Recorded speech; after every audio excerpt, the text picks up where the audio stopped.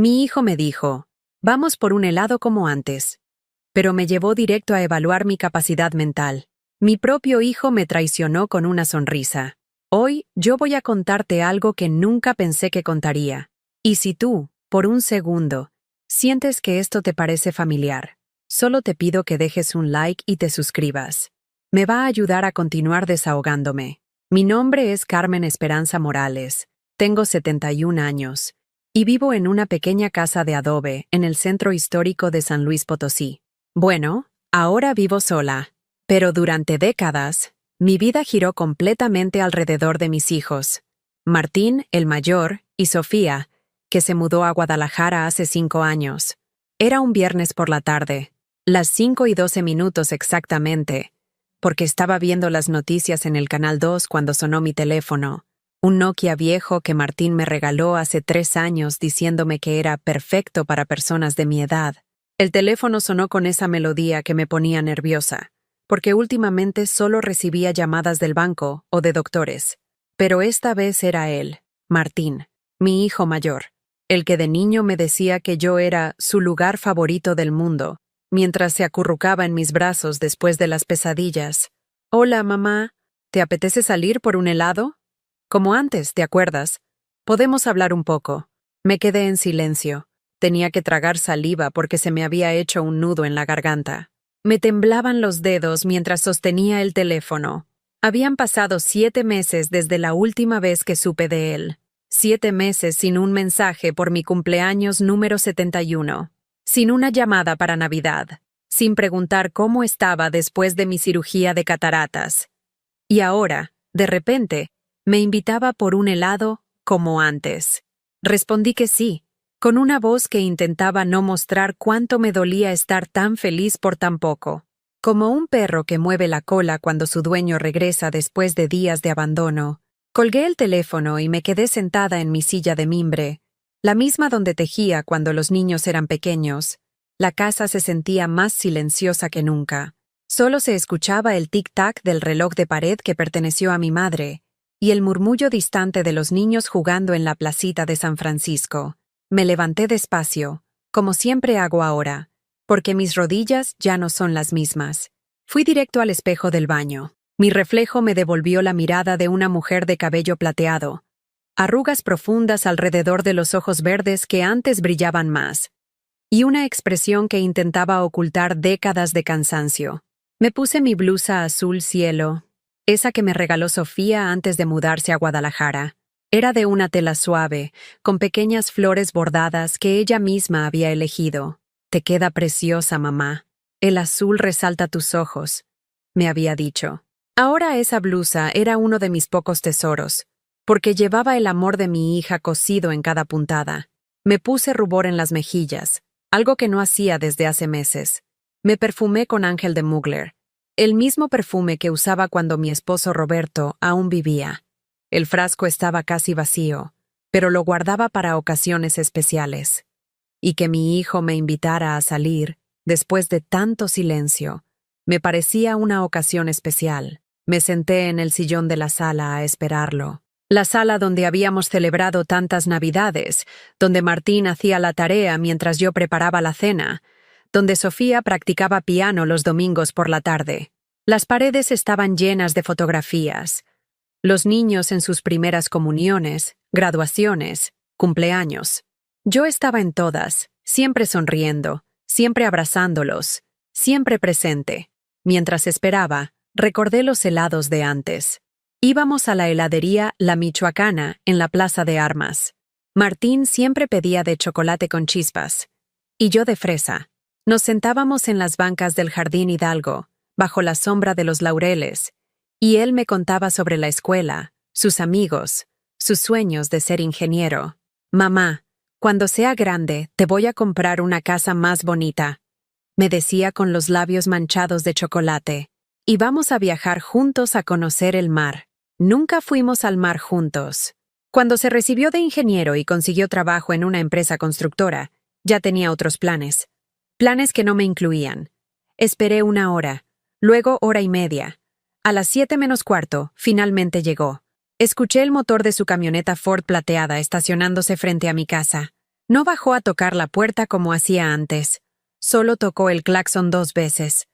Como si fuera su chofer, salí caminando despacio, cargando mi bolsa de mano café, la misma que había sido de mi madre. Subí a la camioneta. Él no bajó a abrirme la puerta. No hubo abrazo, ni siquiera un beso en la mejilla, apenas un saludo con la cabeza mientras revisaba mensajes en su teléfono. «Qué bien que te arreglaste, mamá. Vas a causar buena impresión», me dijo sin mirarme. Yo sonreí, aunque no entendí. Mi corazón latía rápido porque hacía tanto que no pasábamos tiempo juntos. «¿Buena impresión para qué, hijo?», pregunté con genuina curiosidad. «Nada, ya verás. Es un lugar bonito, profesional. Todo está bien. Es por tu bien, ¿vale?» Mi estómago se apretó. Había algo en su tono que no me gustaba. Algo frío, calculado, pero no dije nada. No quería arruinar el momento. Después de 7 meses de abandono, por fin estaba con mi hijo. Empezamos a manejar por las calles de San Luis Potosí. Pasamos por la avenida Venustiano Carranza, la misma que cruzábamos cuando íbamos por churros y chocolate caliente los domingos después de misa. Me ilusioné pensando que tal vez íbamos hacia el centro, hacia nuestra heladería de siempre. Pero cuando vi el edificio blanco con letras azules que decían Centro Integral de Evaluación Neurocognitiva San Telmo, supe que no era helado, no era amor, no era el reencuentro que mi corazón había esperado durante 7 largos meses, era una trampa. Mientras estacionaba frente a ese edificio médico, mi mente comenzó a recorrer todos los años que había entregado sin preguntar, sin medir, sin guardar nada para mí, como si mi vida fuera un costal de frijoles que podía regalar puño tras puño hasta quedar vacía. «¿Qué es esto, Martín?», pregunté bajito con la voz quebrada. «Mamá, no hagas un drama. Es solo una evaluación. Los doctores necesitan confirmar que estás bien. Últimamente repites cosas, olvidas nombres. Y sinceramente, todos estamos preocupados. Todos». Esa palabra me atravesó como un cuchillo oxidado. «¿Quiénes son todos?», pregunté, con los ojos ya llenándose de traición. «Yo, Patricia, los chicos. ¿Y el notario?». «¿El notario?», susurré. «Patricia, su esposa. La mujer que llegó a nuestras vidas hace 8 años con su sonrisa perfecta y sus uñas siempre impecables. La que nunca me llamó suegra, sino señora Carmen, como si fuera una extraña. La que susurraba cosas al oído de Martín durante las cenas familiares mientras yo servía los platos que había cocinado durante horas.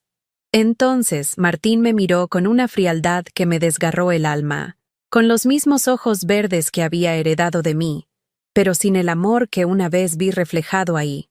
«No podemos esperar a que empieces a delirar y después tratar de arreglar todo. Queremos evitar problemas con tus propiedades, con el terreno en Querétaro, con tu cuenta en Bancomer. Si te incapacitas legalmente, todo se complica. Esto es por el bien de todos. Por el bien de todos». Yo ya no era su madre. Era un trámite, un obstáculo entre ellos y mi dinero.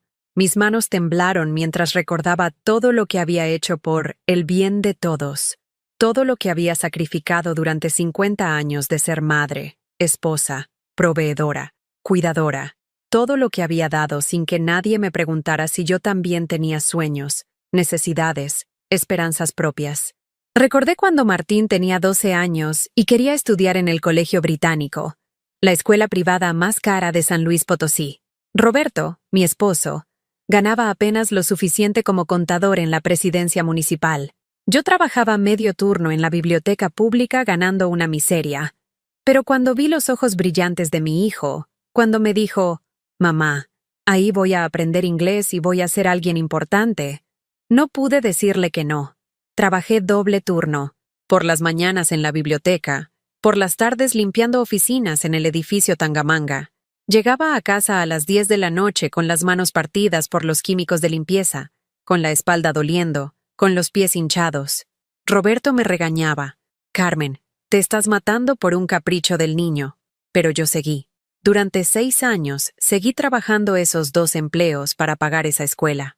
Me quedaba sin comer algunos días para que el dinero alcanzara. Vendí mis aretes de oro, los únicos que tenía, los que habían sido de mi abuela Esperanza. Los vendí sin decirle a nadie para pagar la inscripción de sexto año.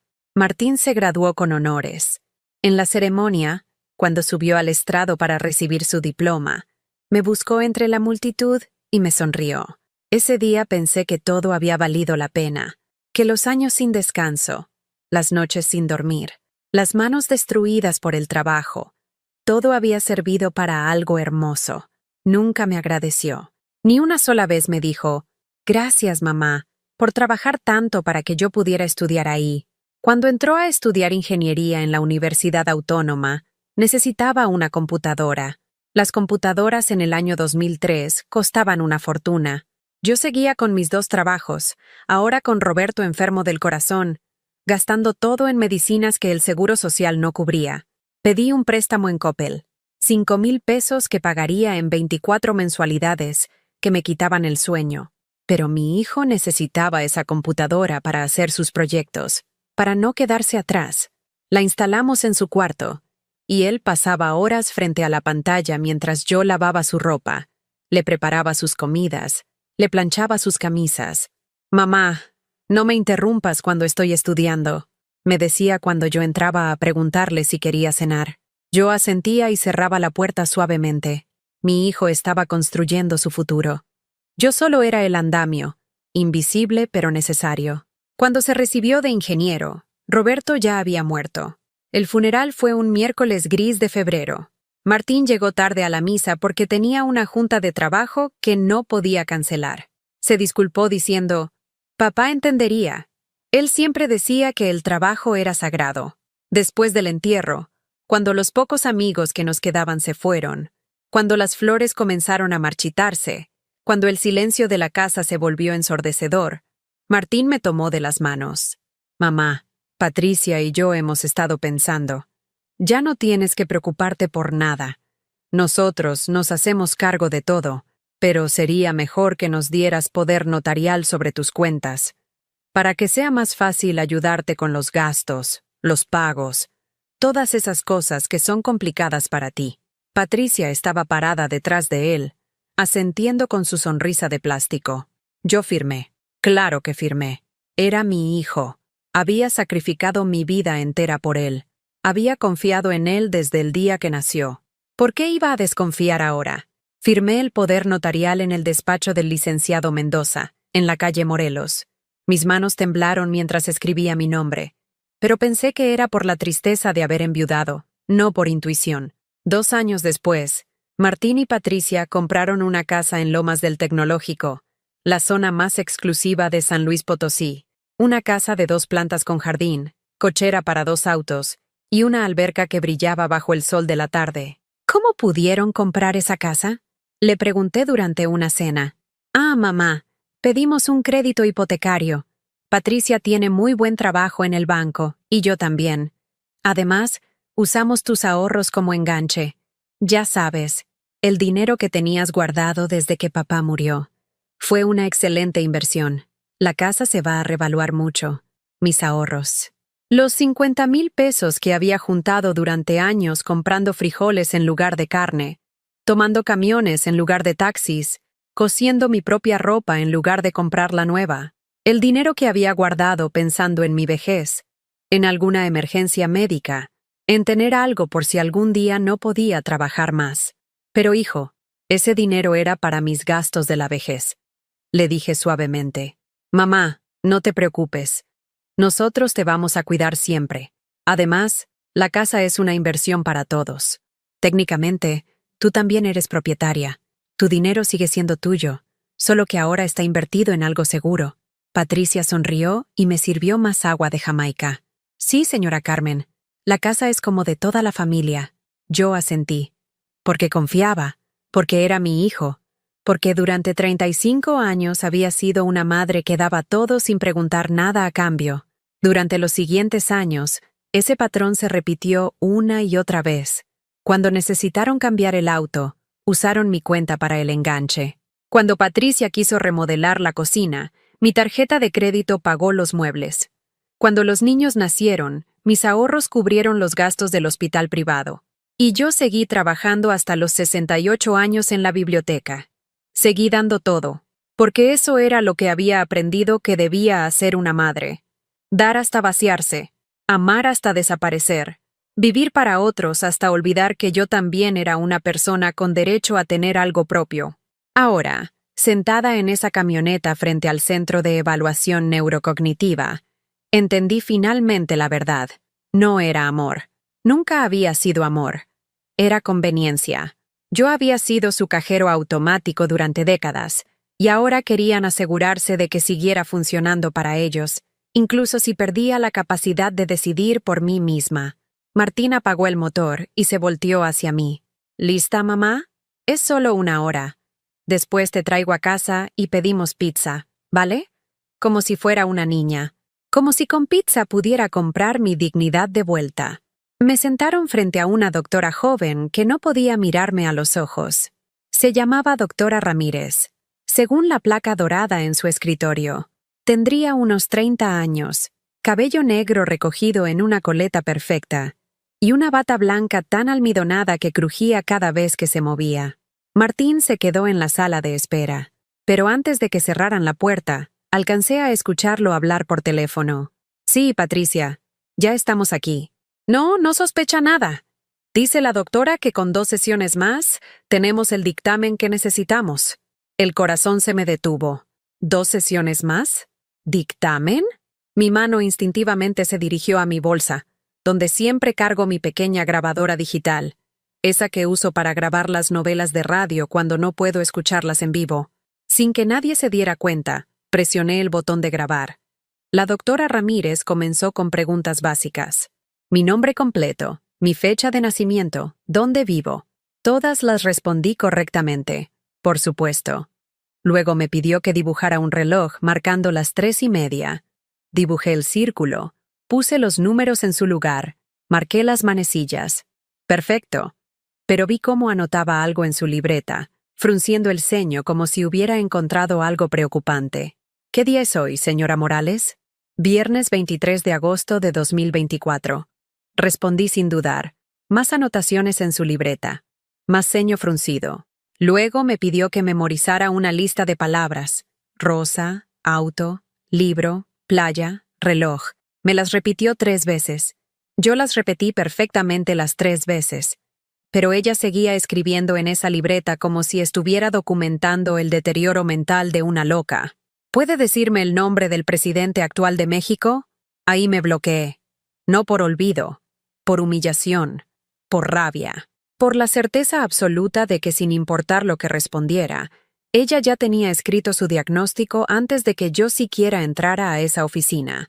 Pensé en López Obrador, pero también sabía que su mandato había terminado.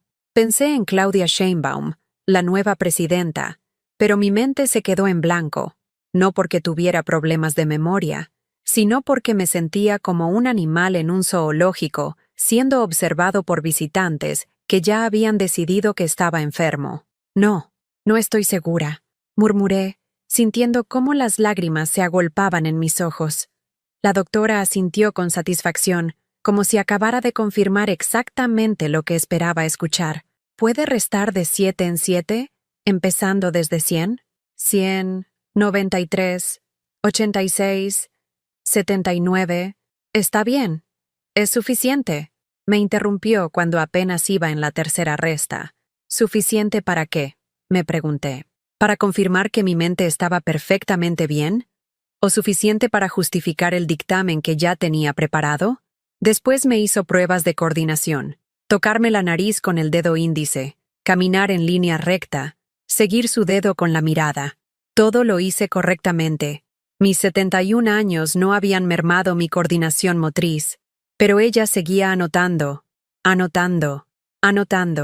Señora Morales, ¿ha notado que últimamente olvida cosas?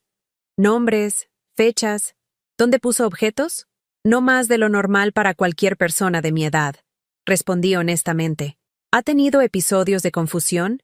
¿Momentos en los que no recuerda dónde está o qué estaba haciendo? Nunca. ¿Ha tenido alucinaciones? ¿Ha visto o escuchado cosas que otros no ven o escuchan? La pregunta me sonó tan ridícula que casi me río. ¿Alucinaciones? ¿En serio pensaba que yo veía cosas que no existían? Por supuesto que no, doctora. Pero cuando dije eso, alcancé a escuchar una voz conocida filtrándose desde la sala de espera. Era Martín, hablando con alguien más. No pude distinguir todas las palabras, pero sí escuché fragmentos. Vecinos han visto que habla sola en el jardín. Se cayó 3 veces la semana pasada. A veces no reconoce a los nietos. Cada palabra era una mentira. Una mentira elaborada, detallada, convincente. Yo nunca me había caído. Nunca hablaba sola en el jardín. Solo cantaba mientras regaba mis plantas, como he hecho durante décadas. Y jamás había dejado de reconocer a mis nietos, aunque ellos rara vez me visitaban. Martín estaba inventando síntomas, creando una narrativa de demencia senil que justificara lo que planeaban hacerme. La doctora regresó su atención hacia mí, pero ahora su expresión había cambiado. Ya no era la neutralidad profesional del inicio. Ahora había una mezcla de lástima y determinación, como si acabara de recibir información que confirmaba sus peores sospechas. Señora Morales, voy a ser honesta con usted. He estado revisando los reportes que su familia me proporcionó, y junto con lo que he observado hoy en la evaluación, me preocupa que pueda estar desarrollando algunos signos tempranos de deterioro cognitivo. ¿Qué reportes?, pregunté con voz temblorosa. Su hijo me trajo declaraciones de varios vecinos que han notado cambios en su comportamiento. También hay registros médicos de caídas recientes, episodios de confusión. Eso es mentira, exploté, ya sin poder contenerme más. Yo nunca me he caído. Nunca he tenido episodios de confusión. No sé qué reportes le dieron, pero son completamente falsos. La doctora me miró con esa expresión que los médicos usan cuando tratan con pacientes que no tienen conciencia de su enfermedad. Condescendiente, paternal, insultante. Señora Morales, es muy común que las personas en las primeras etapas de demencia no se den cuenta de sus propias limitaciones. Es parte del proceso de la enfermedad. Demencia. La palabra cayó sobre mí como una losa de cemento. No era una evaluación, era una sentencia. Una sentencia que habían decidido antes de que yo siquiera pusiera un pie en esa oficina. Doctora, por favor, escúcheme, le supliqué. Mi mente está perfectamente clara. Puedo manejar todas mis finanzas, cuido mi casa, cocino, leo todos los días. Leo 3 periódicos cada mañana. El Sol de San Luis, La Jornada y Milenio. Hago crucigramas. Voy sola al mercado González Ortega todos los martes y viernes. Conozco el precio de cada verdura. Regateo con los comerciantes. Llevo mis cuentas exactas en la cabeza. Sí, señora. Entiendo que se sienta así, pero las evaluaciones neuropsicológicas son más precisas que la autopercepción. Los tests no mienten. Los tests no mienten, pero las personas sí. Los hijos, sí. Los reportes falsos, sí. ¿Qué va a pasar ahora?, pregunté con un hilo de voz. Necesitamos hacer 2 evaluaciones más para tener un panorama completo. Después, dependiendo de los resultados, podríamos recomendar que su familia considere opciones legales para proteger sus intereses. Tutela, curatela, ese tipo de medidas de protección. Protección. Otra palabra que sonaba hermosa, pero escondía intenciones horribles. No me iban a proteger. Me iban a encerrar en una jaula legal donde yo no tendría voz ni voto sobre mi propia vida. Cuando salimos de la consulta, Martín me esperaba con una sonrisa que intentaba parecer tranquilizadora. ¿Cómo te fue, mamá? ¿Todo bien? Martín, esa doctora dice que tengo demencia. Pero yo sé que no es verdad. ¿Qué reportes le diste? ¿Qué les dijiste sobre mí? Mamá, no te alteres. Solo le conté algunas cosas que hemos notado en familia. Pequeños olvidos. Algunas confusiones. Es normal a tu edad, no te preocupes. ¿Cuáles olvidos? ¿Cuáles confusiones? Dime exactamente qué le dijiste. Bueno, la vez que te encontramos hablando sola en el jardín, estaba cantando mientras regaba las plantas, como siempre he hecho. Y cuando te caíste saliendo de misa, nunca me he caído saliendo de misa. Eso es mentira. Martín suspiró como si estuviera lidiando con una niña caprichosa. Mamá, por favor. A veces uno no se acuerda de estas cosas. Es parte del problema. Por eso necesitamos ayuda profesional. Por eso necesitamos ayuda profesional. Como si yo fuera el problema. como si yo fuera la loca, como si las décadas que pasé criándolo, educándolo, sacrificándome por él, no me dieran el derecho a que me creyera cuando le decía la verdad sobre mi propia mente. Subimos a la camioneta en silencio. Martín puso música, esa música pop moderna que detesto, fuerte para evitar que siguiéramos hablando. Pero yo ya no quería hablar con él. Ya no quería explicarle nada, porque finalmente había entendido. No era una evaluación médica, era una farsa, un teatro elaborado para justificar lo que ya habían decidido hacer conmigo. Y por primera vez en mi vida, sentí algo que nunca había sentido hacia mi hijo. Odio. Un odio frío, profundo, definitivo. El odio que nace cuando descubres que la persona en quien más confiabas en el mundo está dispuesta a destruirte con una sonrisa. Me dejó frente a mi casa sin siquiera detener bien el coche, como si fuera una carga que necesitaba deshacerse rápidamente.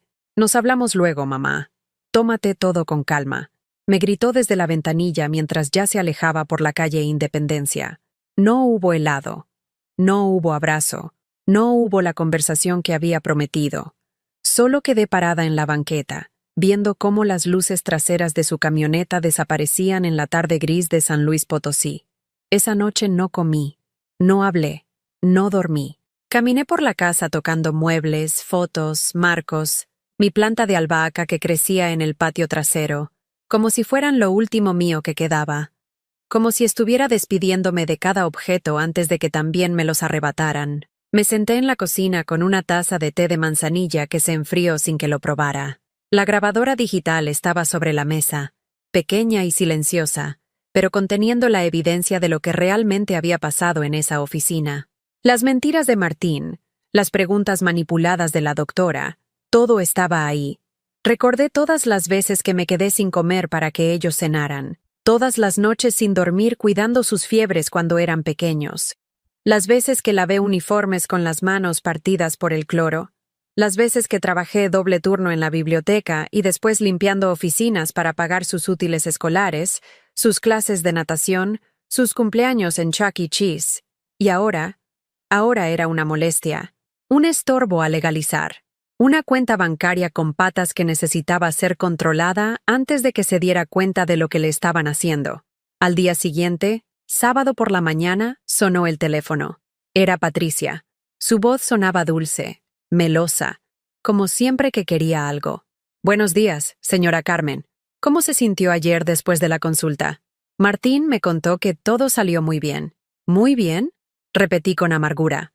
¿Te parece muy bien que me lleven engañada a una evaluación psiquiátrica? Ay, señora Carmen, no lo vea así.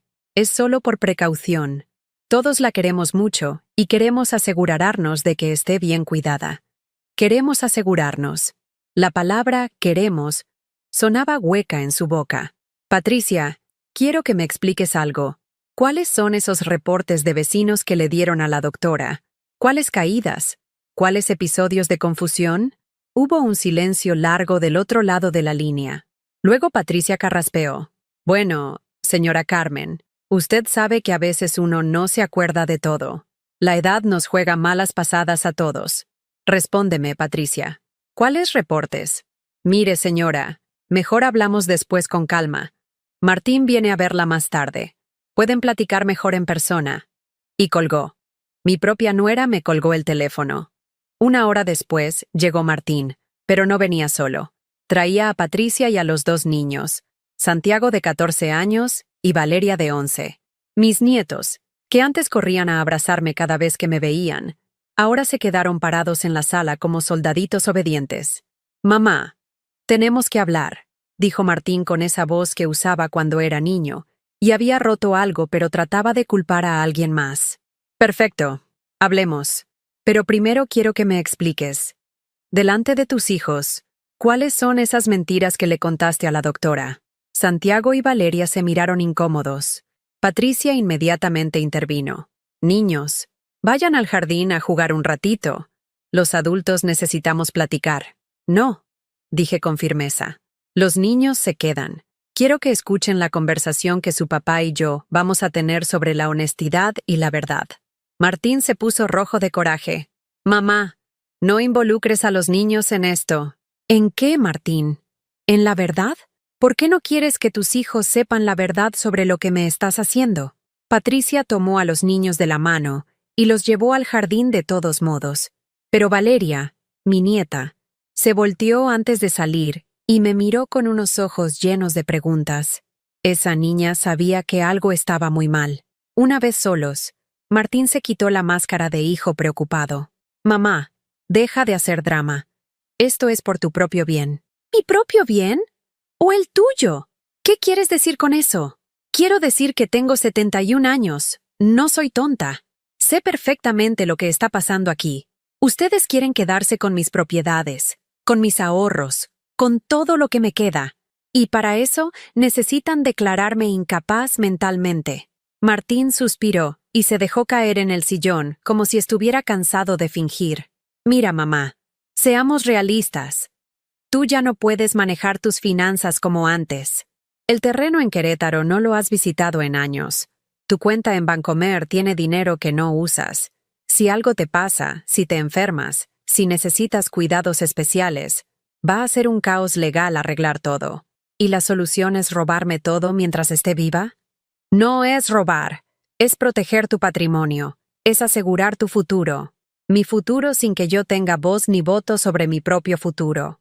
Patricia regresó a la sala y se sentó junto a Martín, tomándolo de la mano en un gesto que se suponía que debía parecer amoroso, pero que a mí me pareció calculado. Señora Carmen, entendemos que esto es difícil para usted, pero piense en los niños, piense en su familia. Si algo le pasa, queremos estar seguros de que todo esté en orden. ¿Los niños? Me reí con amargura. ¿Mis nietos que apenas me visitan? ¿Que cuando vienen se quedan pegados a sus teléfonos y me tratan como si fuera invisible? Eso no es cierto, protestó Patricia. No es cierto. ¿Cuándo fue la última vez que Santiago me habló sin que ustedes lo obligaran? ¿Cuándo fue la última vez que Valeria me buscó para platicar como hacíamos antes? El silencio fue devastador, porque todos sabíamos que tenía razón. Mis nietos habían aprendido de sus padres a verme como una obligación, no como familia. Mira, mamá, dijo Martín cambiando de táctica. No queremos pelear contigo. Te amamos. Pero tienes que entender que ya no eres la misma de antes. A veces olvidas cosas. A veces te confundes. ¡Basta!, grité, poniéndome de pie con una fuerza que no sabía que tenía. Basta de mentiras. Yo sé perfectamente quién soy, dónde estoy, qué día es, cuánto dinero tengo en el banco, cuántas propiedades poseo. Sé que tengo un terreno de 2 hectáreas en Querétaro que vale más de 1 millón de pesos. Sé que tengo 400,000 pesos en mi cuenta de Bancomer. Sé que esta casa vale 800,000 pesos. Sé que tengo un seguro de vida por 200,000 pesos. Los vi intercambiar miradas nerviosas. Patricia apretó la mano de Martín. Y también sé, continué con voz cada vez más firme, que ustedes han estado usando mi dinero sin mi permiso durante años. Que el enganche de su casa salió de mis ahorros. Que los muebles nuevos que tienen los pagué yo. Que las vacaciones a Cancún del año pasado las financié yo sin saber. Mamá, eso era un préstamo. ¿Un préstamo? ¿Cuándo me han pagado un peso de vuelta? ¿Cuándo me han devuelto algo de los cientos de miles de pesos que han tomado de mis cuentas? Martín se puso de pie y caminó hacia la ventana. Cuando se volteó, su cara había cambiado completamente. Ya no había rastro del hijo que fingía preocupación. Solo había un hombre calculador y frío. Bueno, mamá, ya que quieres hablar claro, hablemos claro. Ese dinero que tanto reclamas, ¿de dónde crees que salió? Del trabajo de papá, ¿no? Y cuando él murió, ¿quién se hizo cargo de todo? ¿Quién pagó el funeral? ¿Quién se aseguró de que tuvieras que comer? Yo pagué el funeral de tu padre con mis propios ahorros. Y desde que él murió, yo he pagado todos mis gastos con mi pensión y con lo que había ahorrado. Ay, por favor, mamá. Tu pensión son 4,000 pesos al mes. ¿Cómo crees que has sobrevivido con eso? Era una mentira. Mi pensión como bibliotecaria del Estado eran 8,000 pesos al mes, más los ahorros que había acumulado durante décadas de trabajo. Pero él hablaba como si yo fuera una carga que había estado sosteniendo por caridad. Además, continuó Patricia, nosotros hemos invertido su dinero, la casa, las remodelaciones. Todo eso ha hecho que el patrimonio familiar crezca. Usted también se beneficia de esas inversiones. patrimonio familiar, como si fuéramos socios, como si yo hubiera aceptado conscientemente que tomaran mi dinero para invertirlo en su estilo de vida. ¿Y quién decidió esas inversiones? ¿Cuándo me preguntaron si quería que usaran mis ahorros para comprar su casa? Mamá, tú firmaste los poderes, nos diste autorización completa. Te di autorización para ayudarme con mis gastos, no para vaciar mis cuentas en sus caprichos. En ese momento, Valeria apareció en la puerta de la sala. Se había escapado del jardín y había estado escuchando toda la conversación. Tenía lágrimas en los ojos. «Papá, ¿por qué le están gritando a la abuela?», preguntó con voz temblorosa.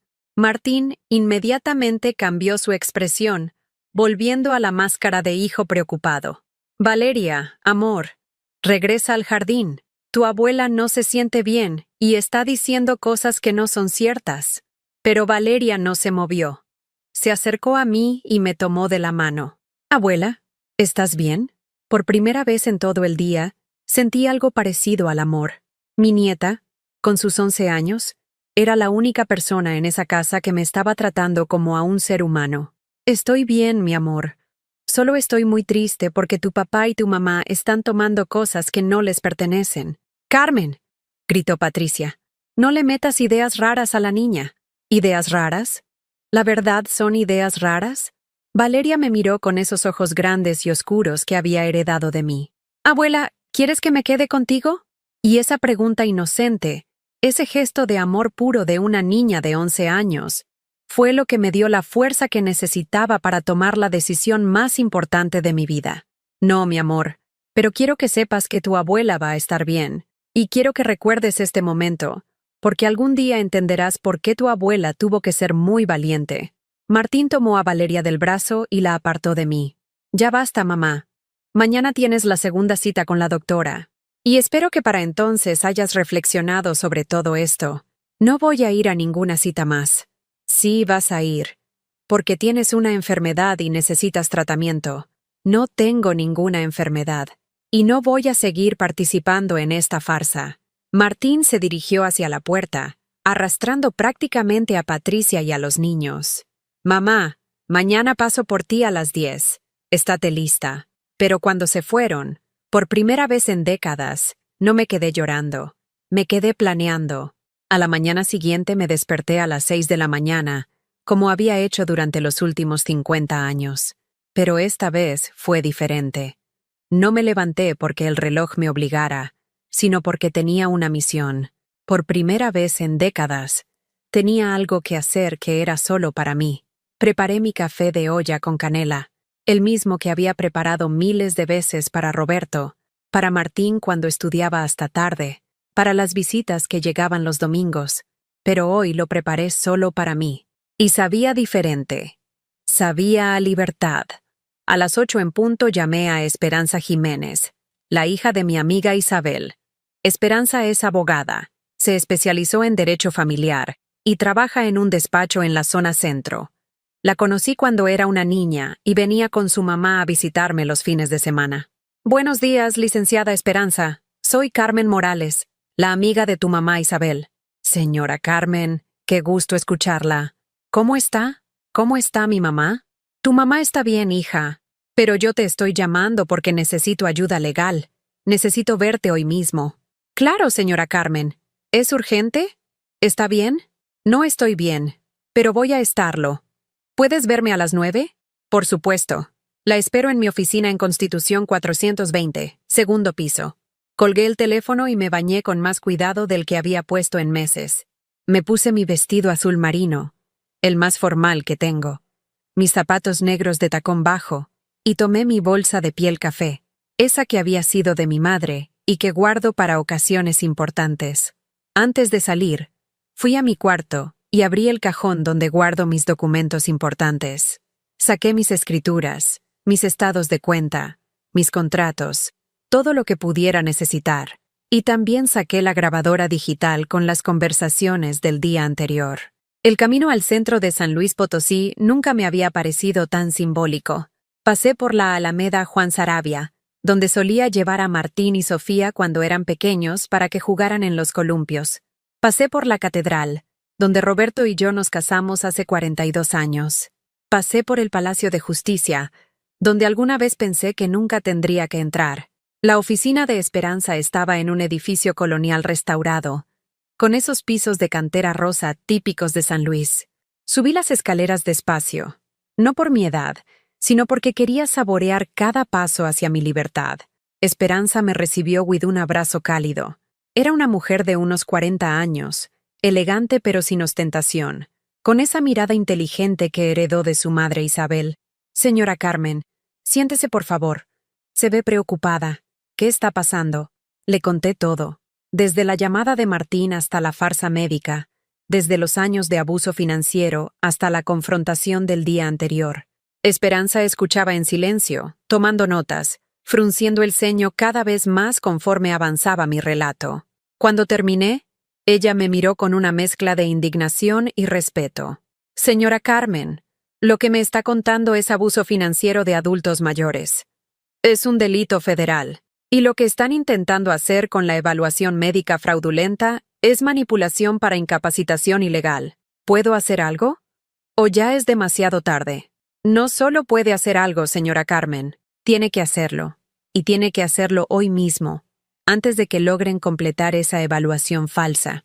Esperanza me explicó que teníamos que actuar en 3 frentes inmediatamente: revocar todos los poderes notariales que había dado a Martín, proteger mis activos financieros y documentar legalmente todo el abuso que había sufrido. Primero vamos al notario a revocar los poderes. Después vamos al banco a cambiar todos sus accesos y passwords.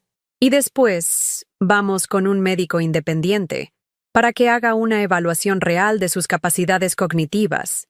¿Y si Martín trata de detenerme? Señora Carmen, usted es una mujer adulta, con pleno uso de sus facultades mentales. Nadie puede detenerla de tomar decisiones sobre su propia vida. Esas palabras fueron como un bálsamo. Hacía tanto tiempo que nadie me recordaba que yo tenía derechos, que yo tenía voz, que yo tenía poder sobre mi propia existencia. Salimos juntas hacia el despacho del licenciado Mendoza, el mismo notario donde años atrás había firmado esos poderes que ahora se habían convertido en cadenas. El licenciado Mendoza era un hombre mayor, de unos 60 años, que conocía a mi familia desde hace décadas. «Señora Carmen, ¿está segura de querer revocar estos poderes? Su hijo me había comentado que usted estaba teniendo algunos problemas de salud. Licenciado, mis facultades mentales están perfectas. Y quiero revocar inmediatamente todos los poderes que le otorgué a mi hijo Martín Morales. Pero señora, esto puede crear problemas familiares muy serios. Los problemas familiares ya existen, licenciado. Lo que estoy tratando de resolver es el abuso financiero del que he sido víctima». Esperanza intervino. «Licenciado, mi cliente tiene derecho a revocar poderes que otorgó voluntariamente. No necesita justificar sus razones ni obtener autorización de nadie». El notario suspiró y preparó los documentos. 1 hora después, oficialmente, Martín ya no tenía poder legal sobre ningún aspecto de mi vida. Del notario fuimos directo a Bancomer. La gerente era una mujer joven que me atendió con esa mezcla de profesionalismo y paternalismo que usan con los adultos mayores. «Señora Morales, veo que su hijo ha sido quien maneja su cuenta desde hace varios años. ¿Está segura de querer cambiar todos los accesos?» «Completamente segura. Quiero cambiar passwords. Quiero eliminar a todas las personas autorizadas. Y quiero un reporte detallado de todos los movimientos de mi cuenta en los últimos 3 años.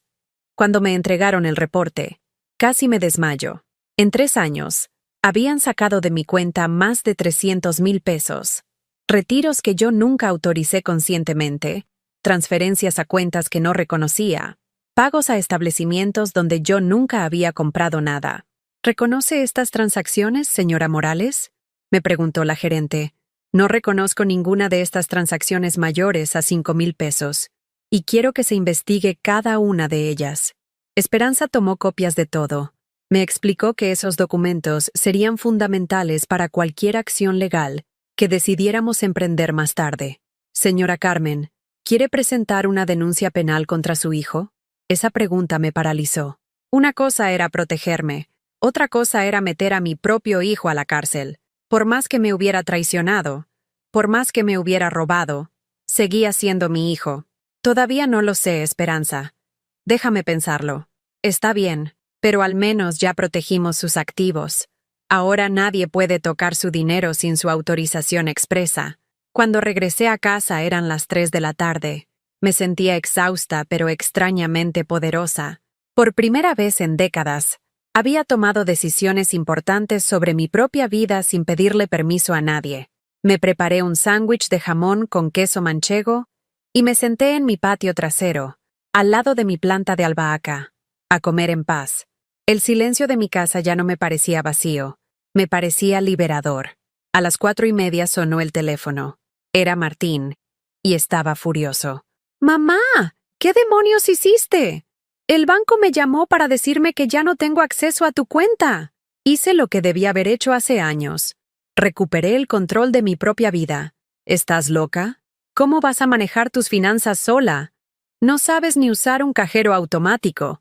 Martín, sé perfectamente usar un cajero automático. He estado usándolos desde antes de que tú nacieras. Lo que no sabía era que tú habías estado robándome durante años. No te estaba robando. Era dinero familiar. Dinero que usamos para el beneficio de todos. ¿El beneficio de quién, Martín? ¿Mi beneficio incluía que gastaran mis ahorros en sus vacaciones a Cancún? ¿Mi beneficio incluía que compraran muebles para su casa con mi dinero? Mamá, estás actuando de manera irracional. Este comportamiento es exactamente lo que la doctora estaba describiendo. Paranoia, ideas de persecución. ¿O paranoia? ¿Ideas de persecución?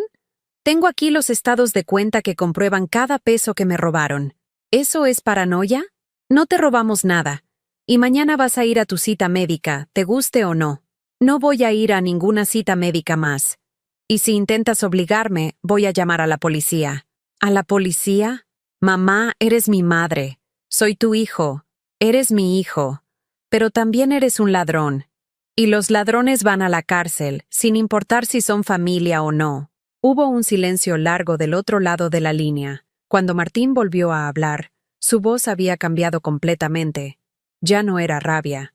Era amenaza pura. Mamá, te está dando una enfermedad mental muy seria. Pero no te preocupes. Vamos a conseguir que tengas la ayuda que necesitas, quieras o no. ¿Me estás amenazando, Martín? Te estoy prometiendo que no voy a permitir que lastimes a esta familia con tus delirios. Somos tu familia, y vamos a protegerte de ti misma. Y colgó. Me quedé sentada con el teléfono en la mano, procesando lo que acababa de escuchar. Mi hijo me había amenazado abiertamente. Ya no fingía preocupación. Ya no simulaba amor. Solo quedaba la amenaza desnuda. Pero por primera vez en mi vida, no tuve miedo. Llamé a Esperanza. Esperanza, quiero presentar la denuncia penal. Esta misma tarde. ¿Estás segura, señora Carmen? Nunca he estado más segura de nada en mi vida. Esa noche, por primera vez en meses, dormí profundamente. Era el sueño de una mujer que había dejado de ser víctima para convertirse en guerrera. Y la guerra apenas comenzaba. Al día siguiente, martes por la mañana, estaba desayunando tranquilamente mis huevos rancheros cuando llegaron. No 1, no 2. Llegaron 5. Martín, Patricia, Santiago, Valeria y una mujer que no conocía, pero que claramente era otra abogada por su traje sastre gris y su portafolio de piel. Ni siquiera tocaron la puerta. Entraron como si fuera su casa, como si yo fuera una intrusa en mi propio hogar. Mamá, tenemos que hablar, dijo Martín con esa voz controlada que usaba cuando trataba de sonar razonable frente a testigos. Buenos días para ti también, hijo. Veo que trajiste refuerzos. La mujer del traje se adelantó y me extendió una tarjeta de presentación. Buenos días, señora Morales. Soy la licenciada Mónica Herrera, abogada familiar. Su familia me pidió que mediara en esta situación antes de que se salga de control. ¿Qué situación? ¿La situación donde recuperé el control de mi propio dinero? ¿O la situación donde descubrí que mi hijo me había estado robando durante años? Señora Morales, nadie le ha robado nada. Su familia ha estado administrando sus recursos de manera responsable, pensando en su bienestar futuro. Me reí. Literalmente me reí en su cara. Licenciada, ayer revisé mis estados de cuenta. En 3 años, sacaron 300,000 pesos de mi cuenta. ¿Usted considera eso administración responsable? La abogada intercambió miradas con Martín. Era evidente que él no le había contado los detalles reales de su administración responsable. Bueno, señora Morales, a veces las personas mayores malinterpretan las transacciones bancarias. Malinterpreto que el 15 de febrero del año pasado sacaron 25,000 pesos para pagar vacaciones en Cancún que yo nunca autoricé. Saqué de mi bolsa las copias de los estados de cuenta que había pedido en el banco. Los puse sobre la mesa de la cocina y los extendí como cartas de póker. Malinterpreto que el 3 de noviembre sacaron 30,000 pesos para muebles de sala que están en la casa de Martín, no en la mía. Malinterpreto que cada mes, religiosamente, sacan 8,000 pesos que equivalen exactamente al pago de su hipoteca. La licenciada Herrera revisó los papeles con expresión cada vez más incómoda. Patricia se quedó callada, pero su cara se puso roja. Santiago miraba hacia el piso. Solo Valeria me miraba directamente, con esos ojos inteligentes que parecían entender exactamente lo que estaba pasando. Además, continué, sintiendo una fuerza que no había sentido en décadas. Tengo grabadas las conversaciones donde Martín admite que la evaluación médica era un fraude planificado para declararme incapaz. Saqué mi grabadora digital y presioné play. La voz de Martín llenó la cocina. Si no firmas, ya tengo el plan B. Con 2 sesiones más, la incapacitan legalmente. La doctora es amiga de Patricia. El silencio que siguió fue ensordecedor. La licenciada Herrera cerró su portafolio y se puso de pie. Señor Morales, usted no me informó de estos detalles cuando me contrató. Yo no puedo representar a clientes en casos de fraude patrimonial. ¡No es fraude!, gritó Patricia, perdiendo finalmente la compostura. Es dinero familiar. Ella es nuestra familia. Señora, le respondí con una calma que me sorprendió a mí misma. La familia se gana con amor y respeto. No se roba. La abogada se dirigió hacia la puerta. Señor Morales, mi consejo profesional es que busque resolver esto de manera privada con su madre, porque si esto llega a los tribunales, las evidencias que ella tiene son muy comprometedoras. Después de que se fue la licenciada Herrera, quedamos solos en la cocina. Patricia lloraba en silencio. Santiago seguía mirando el piso. Valeria se acercó a mí y me tomó de la mano. Abuela, ¿por qué papá y mamá tomaron tu dinero? La pregunta inocente de mi nieta fue como una bofetada para Martín. Valeria, ve a jugar al jardín. Los adultos estamos hablando. No, papá, quiero entender por qué le robaron a la abuela. No le robamos, gritó Martín. Y por primera vez, Valeria retrocedió asustada. Me puse de pie y me coloqué entre Martín y mi nieta. No le grites a la niña. Si alguien merece tus gritos, soy yo. Mamá, todavía podemos arreglar esto. Devuélveme los accesos a tus cuentas. Cancela esa denuncia que seguramente ya pusiste. Y todo puede volver a ser como antes. ¿Cómo antes? ¿Quieres decir cuando ustedes me robaban sin que yo me diera cuenta? ¿Cuando planeaban declararme loca para robarme todo? ¿Cuando me trataban como una anciana senil que no merecía respeto? ¡Eres una anciana!, gritó Martín, perdiendo completamente el control. Tienes 71 años. Ya no puedes manejar tu vida sola. Necesitas que te cuidemos. ¿Cuidarme? ¿Robarme es cuidarme? ¿Mentir sobre mi salud mental es cuidarme?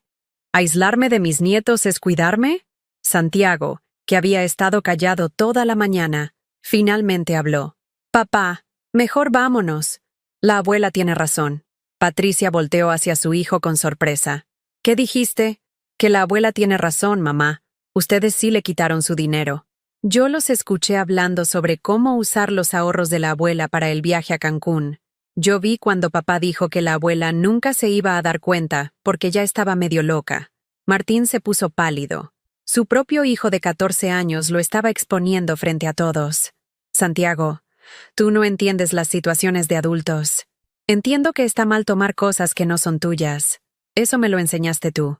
Valeria asintió con vehemencia. Sí, papá. Tú siempre nos dices que no debemos tomar cosas que no son nuestras. ¿Por qué tú sí puedes? Ver a mis nietos defendiéndome, viendo la verdad con esa claridad brutal que solo tienen los niños, me rompió el corazón y me lo sanó al mismo tiempo. Patricia se levantó bruscamente. Martín, vámonos. No voy a quedarme aquí a escuchar cómo tu madre nos convierte en los villanos cuando todo lo que hemos hecho ha sido por el bien de esta familia. ¿Por el bien de qué familia, Patricia? Exploté finalmente. ¿Por el bien de la familia que no me visitó en 7 meses? ¿Por el bien de la familia que me llevó engañada a una cita médica fraudulenta? ¿Por el bien de la familia que planea robarme todo mientras esté viva? ¡Ya basta!, gritó Martín. ¡Estás loca! Y lo vamos a demostrar. Voy a conseguir que te internen aunque tenga que llevarte a rastras. El silencio que siguió fue absoluto. Hasta el aire pareció detenerse. Martín se había quitado completamente la máscara. Ya no había fingimiento. Ya no había amor simulado. Solo había la amenaza desnuda de un hombre dispuesto a destruir a su propia madre para conseguir lo que quería. Santiago se puso de pie y caminó hacia la puerta. «Papá, yo no voy contigo». «¿Qué? No voy contigo. Me quedo con la abuela». «Santiago, regresa aquí inmediatamente». «No, tú le dijiste a la abuela que la ibas a llevar a rastras a un hospital. Eso está mal. Y yo no quiero estar con alguien que lastima a la abuela». Valeria también se levantó. «Yo tampoco voy, papá. Me quedo con la abuela y con Santiago». Patricia se puso histérica. «Niños, vengan acá, ahora mismo. Su abuela les está metiendo ideas raras en la cabeza». «No les estoy metiendo ideas raras», dije con una calma que me sorprendió. «Les estoy demostrando que los adultos también pueden estar equivocados. Y que cuando un adulto está equivocado, hay que tener valor para decirle la verdad». Martín se acercó a Santiago y lo tomó del brazo. «Te vas conmigo ahora mismo». «No me toques», gritó Santiago, zafándose. «No quiero vivir con ladrones». Esa palabra, ladrones, dicha por su propio hijo, fue el golpe final para Martín. Su cara se descompuso completamente. Por un momento vi al niño que había sido, confundido y dolido, pero también vi al hombre en que se había convertido, calculador, codicioso, capaz de destruir a quien fuera necesario para conseguir lo que quería. «Esto no se va a quedar así, mamá. Te lo prometo. Voy a demostrar que estás loca, y me voy a quedar con todo. Con la casa, con el terreno, con tus ahorros, con todo. Y cuando estés encerrada en un asilo, no vas a volver a ver a mis hijos nunca más». «Martín», le dije, mirándolo directamente a los ojos, «tú ya no eres mi hijo. Mi hijo murió el día que decidió robarle a su madre. El hombre que está parado frente a mí es un extraño peligroso». «¡Perfecto!», gritó dirigiéndose hacia la puerta. «¡Perfecto! Ahora ya no tengo que fingir que me importas». Patricia lo siguió, llorando y gritando amenazas. Antes de salir, se volteó hacia mí. «Esto es su culpa. Usted destruyó esta familia. Usted convirtió a mis hijos contra nosotros». «Patricia», le respondí, «yo no convertí a tus hijos contra ustedes. Ustedes se convirtieron en personas contra las que cualquier niño decente se rebelaría. Se fueron dando portazos». Quedamos solos, Santiago. Valeria y yo en la cocina, que de repente se sentía mucho más grande y mucho más tranquila. «Abuela», me preguntó Valeria, «¿vamos a estar bien?». La tomé en mis brazos, junto con Santiago, y por primera vez en meses sentí que tenía una familia real. «Sí, mi amor, vamos a estar perfectamente bien», porque finalmente había entendido algo fundamental. La familia no es la gente que comparte tu sangre. La familia es la gente que elige amarte sin condiciones, respetarte sin reservas y protegerte sin pedirte nada a cambio. Y mis verdaderos nietos acababan de elegirme. Esa tarde, después del huracán emocional de la mañana, hice algo que no había hecho en décadas. Me senté en mi patio trasero con una taza de té de manzanilla y simplemente respiré. Santiago estaba haciendo su tarea en la mesa de la cocina. Valeria jugaba con mis plantas de albahaca. Y por primera vez en años, el silencio de mi casa no se sentía vacío. Se sentía lleno de paz. A las 4 de la tarde sonó el teléfono. Era Esperanza, mi abogada. «Señora Carmen, tengo noticias. La fiscalía aceptó su denuncia por abuso financiero. Van a citar a Martín y Patricia para declarar la próxima semana». «¿Y qué significa eso exactamente?». Significa que lo que le hicieron es un delito federal. Si se comprueban los cargos, Martín podría enfrentar entre 2 y 6 años de prisión. 2 a 6 años de prisión. Mi hijo, el niño que había cargado en brazos, que había alimentado con mi propia leche, que había educado con cada peso que pude conseguir, podría ir a la cárcel por robarme. Esperanza, ¿hay alguna manera de resolver esto sin que vaya a prisión? Señora Carmen, él le robó 300,000 pesos a lo largo de 3 años. Falsificó evaluaciones médicas para declararla incapaz. Eso no son errores. Son delitos premeditados y sistemáticos. Lo sé, pero sigue siendo mi hijo. Señora Carmen, permítame decirle algo. Yo he manejado muchos casos de abuso de adultos mayores. Y en el 90% de los casos, la víctima protege al abusador porque es familia. ¿Sabe qué pasa después? El abusador lo interpreta como debilidad y vuelve a abusar. Pero esta vez peor. Tenía razón. Lo sabía. Pero el corazón de una madre no entiende de lógica jurídica. Déjeme pensarlo esta noche, Esperanza. Esa noche, mientras Santiago y Valeria dormían en los cuartos de huéspedes, habían decidido quedarse conmigo hasta que las cosas se arreglaran. Me senté en mi sala a reflexionar sobre todo lo que había pasado. Por primera vez en meses, realmente me vi en el espejo. Carmen, Esperanza, Morales, 71 años, viuda, madre traicionada, abuela recuperada, mujer libre. Mis ojos ya no se veían apagados. Mi postura ya no era la de alguien que se disculpa por existir. Había algo diferente en mí, algo que había estado dormido durante décadas y que finalmente había despertado, mi propio valor. Al día siguiente decidí hacer algo que había estado postergando desde la muerte de Roberto. Visitar mi terreno en Querétaro. No había ido en 3 años, desde que Martín me convenció de que ya no estaba para esos viajes largos. ¿Podemos ir contigo, abuela?, me preguntó Valeria durante el desayuno. ¿No tienen que ir a la escuela? Abuela, me dijo Santiago con una seriedad impropia de sus 14 años. Después de lo que pasó ayer, no creo que mamá y papá quieran que vayamos a la escuela. Además, queremos estar contigo.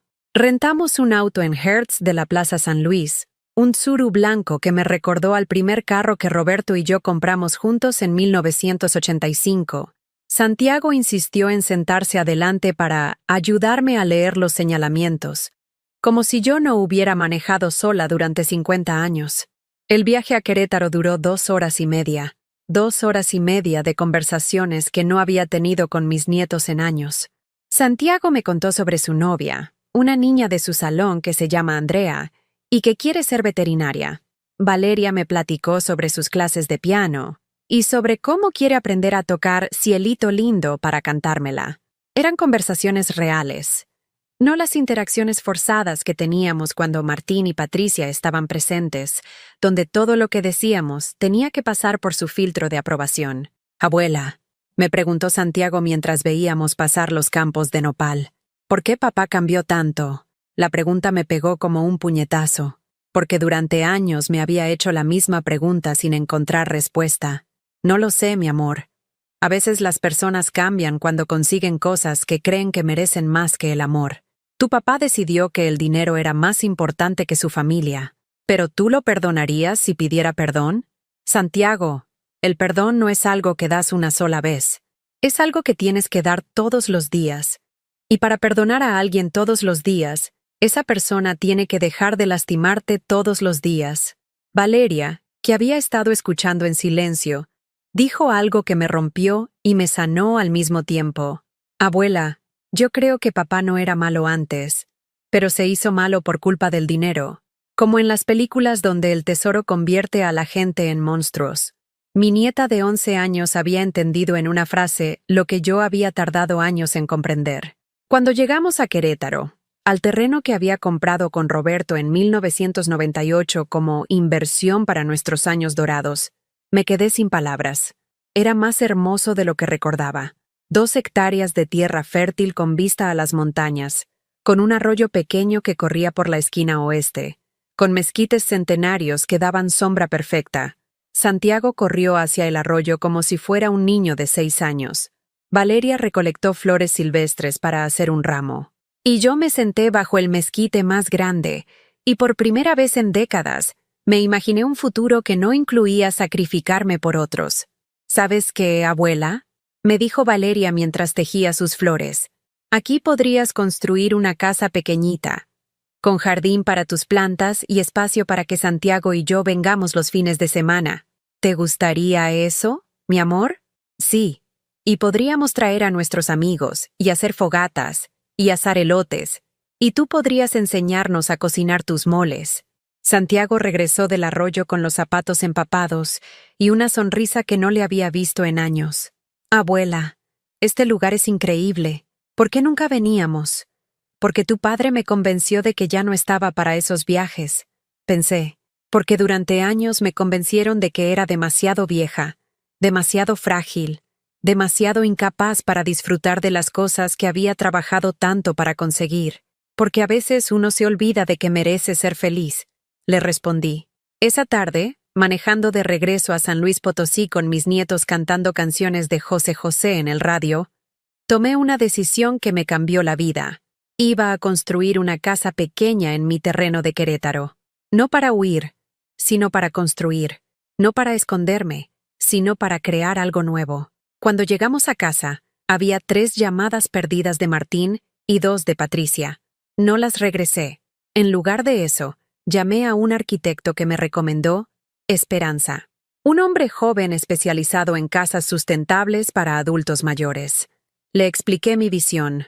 Una casa pequeña pero cómoda, con jardín amplio, con cuarto de huéspedes para mis nietos, con cocina grande para hacer las comidas que me gustan. ¿Cuál es su presupuesto, señora Morales? 300,000 pesos. Respondí sin dudarlo. Exactamente los 300,000 pesos que mi hijo me robó durante 3 años. El arquitecto se rió, pensando que era una coincidencia graciosa. No sabía que era justicia poética. Una semana después, Esperanza me llamó con más noticias. Señora Carmen, Martín y Patricia quieren hacer un trato. Están dispuestos a devolverle todo el dinero a cambio de que retire la denuncia penal. ¿Todo el dinero? Todos los 300,000 pesos, más intereses. Calculamos que serían aproximadamente 350,000 pesos. 50,000 pesos adicionales. Suficiente para amueblar completamente mi nueva casa y tener un fondo de emergencia. ¿Y las evaluaciones médicas falsas? Martín dice que fue un malentendido, que nunca tuvieron intención de declararla incapaz realmente, que solo querían asegurarse de que estuviera bien de salud. Malentendido. Como si yo hubiera malinterpretado sus conversaciones grabadas donde planeaban robarme todo. Esperanza. Acepto el trato, pero con una condición adicional. ¿Cuál? Quiero que firmen un documento donde renuncian legalmente a cualquier herencia futura. Que quede claro que cuando yo muera, no van a recibir ni un peso de lo que deje. Señora Carmen, eso es muy drástico. Esperanza, no es drástico. Es protección, porque ahora sé de lo que son capaces cuando creen que tienen derecho a mi dinero. 2 días después, en el despacho de Esperanza, Martín y Patricia firmaron todos los documentos. Me devolvieron los 350,000 pesos mediante transferencia bancaria, renunciaron a cualquier herencia futura y firmaron un acuerdo de no acercamiento donde se comprometían a no contactarme sin mi autorización expresa. Martín se veía 10 años más viejo. Patricia lloraba en silencio. Cuando terminamos de firmar, Martín me miró con unos ojos que ya no reconocí. Mamá, espero que algún día puedas perdonarme. Martín, le respondí, el perdón no es algo que se espera, es algo que se gana, y ganárselo toma mucho más tiempo del que crees.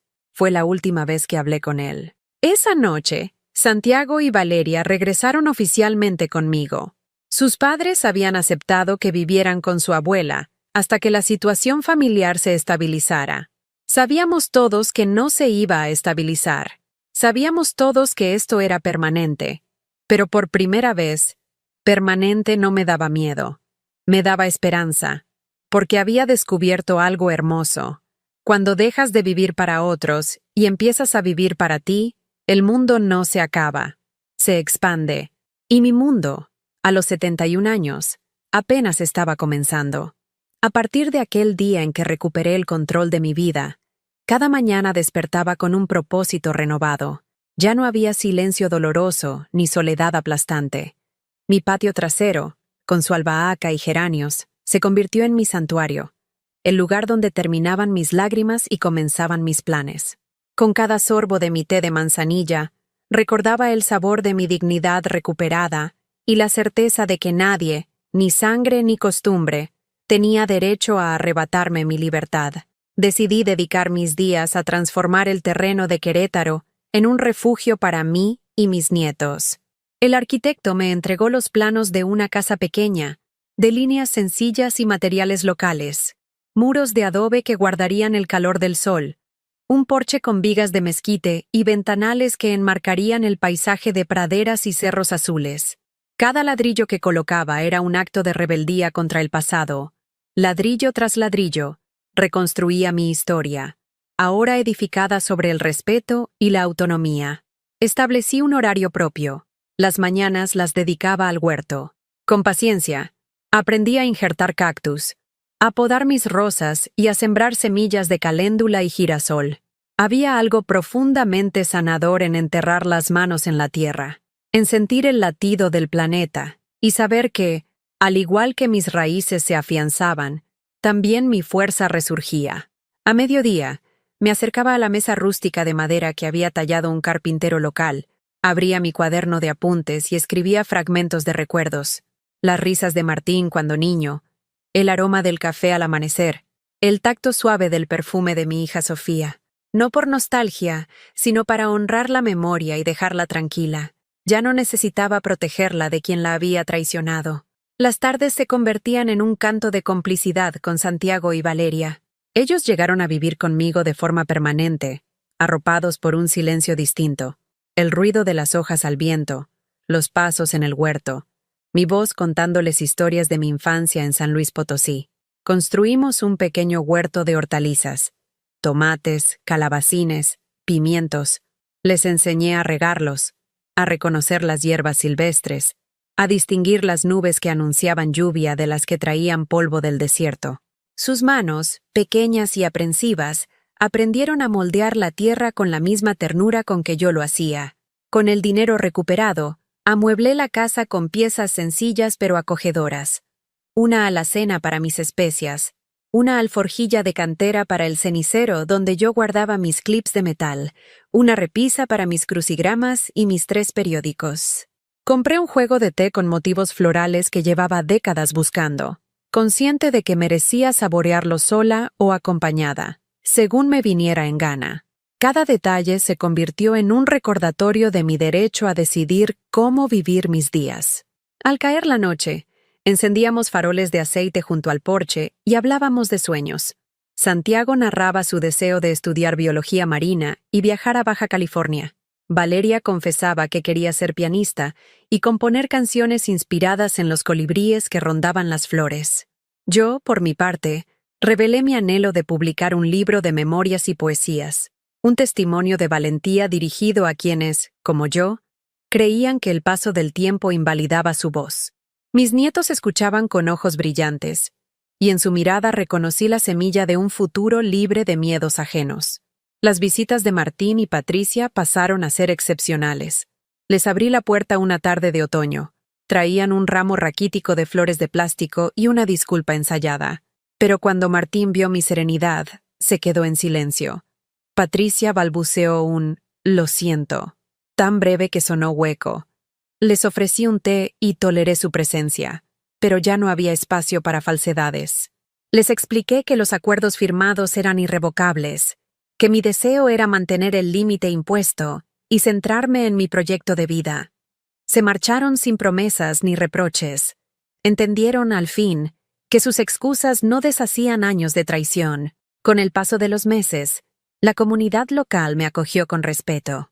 La señora Juana, de la tiendita de la esquina, compartía conmigo recetas de mole y me enviaba tamales los lunes.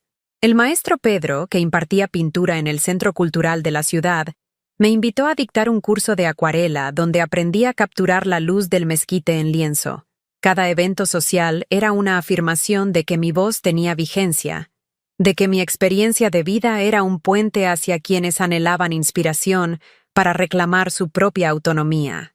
En invierno, cuando el frío del norte calaba los huesos, organizaba tertulias íntimas en la sala, pocas sillas, tazas humeantes, velas encendidas, invitaba a amigas y vecinos de la tercera edad, compartíamos reflexiones sobre los libros que habíamos leído, comentábamos las noticias de actualidad y, a veces, me atrevíamos a hablar de la injusticia de envejecer bajo la mirada condescendiente de quienes preferían vernos como estorbos. Fueron encuentros donde el ánimo colectivo se elevaba, donde descubrí que mi historia no era única, sino el eco de muchas voces silenciadas. La primavera siguiente fue la más luminosa. Los campos de Querétaro explosionaron en tonalidades amarillas y malvas. Celebré mi cumpleaños 72 en la casa de adobe, con 3 pasteles pequeños, fresa, chocolate y vainilla, y 2 docenas de invitados.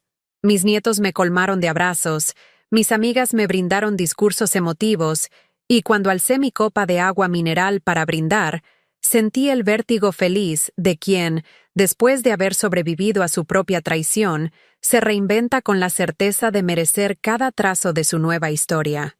En ese instante, comprendí la lección más profunda. La dignidad no se hereda, se conquista. No nace del sacrificio perpetuo, sino del reconocimiento de que cada uno de nosotros merece ser protagonista de su propio relato. Defender la propia integridad no es egoísmo, es el acto más generoso de amor propio, pues al cuidarnos, enseñamos a las generaciones posteriores a respetar los límites y a valorar la libertad. Hoy, cuando camino por el sendero bordeado de bugambilias que llevé del centro histórico, sé que mi vida es el fruto de decisiones valientes, de negarme a desaparecer, de negarme a aceptar el papel de víctima eterna, de rebelarme ante quienes confundían mi generosidad con sumisión. Comprendí que el telón no cae con la vejez, sino que se descorre para dar paso a un acto nuevo, libre de guiones impositivos. Y en cada palabra que escribo, ya sea en mi cuaderno de recuerdos o en las cartas que envío a lectoras solas y vulnerables, late el mantra que me salvó: tu voz importa, tu historia merece ser contada, tu libertad es irrenunciable. Este credo se extendió como brisa suave, alcanzando a mujeres y hombres en situaciones similares, inspirándoles a alzar la mirada, a trazar su propio camino y a no permitir que nadie profane su esencia. La vida me devolvió mucho más que lo que habían intentado robarme. Me entregó la comunidad de almas afines, el cariño incondicional de mis nietos y el legado de coraje que seguirá floreciendo en quienes aprendan a protegerse. Ahora, cuando la luz del atardecer tiñe de naranja los muros de mi casa, contemplo el horizonte con gratitud y sé que mi viaje está lejos de concluir. Cada amanecer encierra la promesa de nuevos aprendizajes, nuevas conexiones y nuevos actos de amor propio. Y si tú, que escuchas esta historia, alguna vez has sentido que tu vida se te escapa entre las manos de quienes dicen amarte, recuerda que siempre puedes volver a ti mismo. Hay una fuerza adentro que te impulsa a reconstruir, a renacer, a ser protagonista de tu justicia y tu felicidad. No temas trazar líneas firmes en el terreno de tu existencia. Esas líneas son la huella imborrable de tu dignidad. ¿Alguna vez has vivido algo parecido o conoces a alguien que lo haya vivido? Responde en los comentarios. Si te gustó el vídeo, deja tu like y suscríbete al canal para que esta historia llegue a quien más lo necesita.